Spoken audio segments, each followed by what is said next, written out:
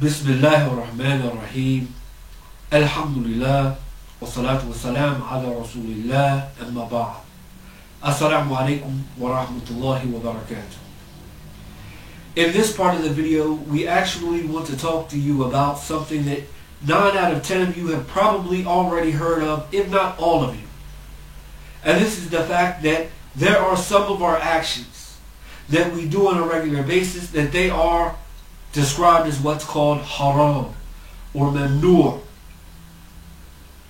These actions are forbidden. They're the opposite, or the ruling for those actions are the opposite of those things that are halal. Something that is haram.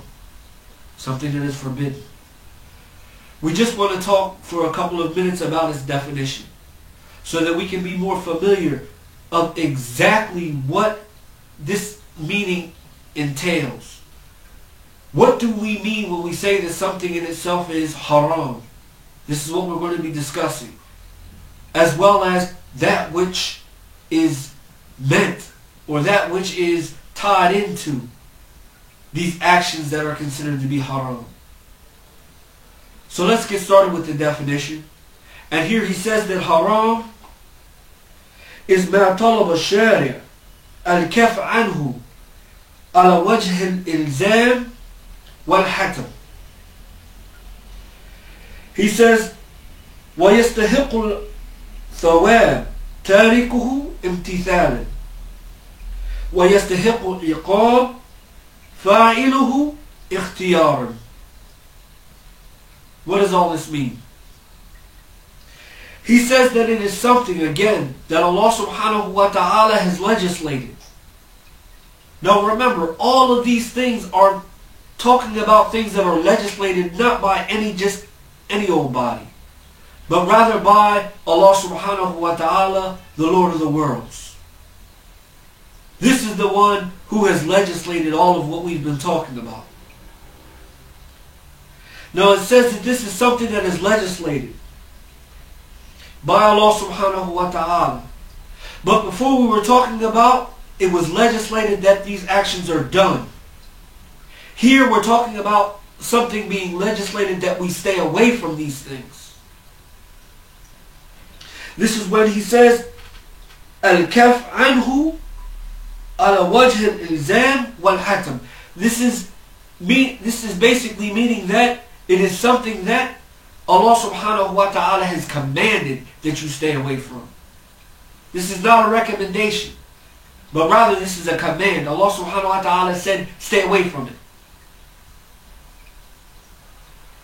These are things like, we know, the lying, the stealing, the committing adultery and fornication. These are things that Allah commanded you to stay away from. He didn't say, please do it. Please stay away from these things. No, He said, stay away from them. And this is what He means when He says, ala wajh al-ilzam wal-hatam. That it is a command that you do it. You have to do these things. He says, وَيَسْتَحِقْ الثَّوَابِ تَارِكُهُ امْتِثَالًا. Now we talked before about what imtithalan is. This is something you should know. It means that you're doing it out of obedience to Allah. You're following the way that Allah subhanahu wa ta'ala sent down in His book and in the sunnah of His messenger alayhi salatu wasalam. This is what we mean when we say imtithalan. And he says that this makes the individual who does these actions. No, I'm sorry. He says that this makes the individual who leaves off these actions imtithalan. He says tariku imtithalan. The person who leaves off these actions imtithalan. This makes this person suitable for a reward.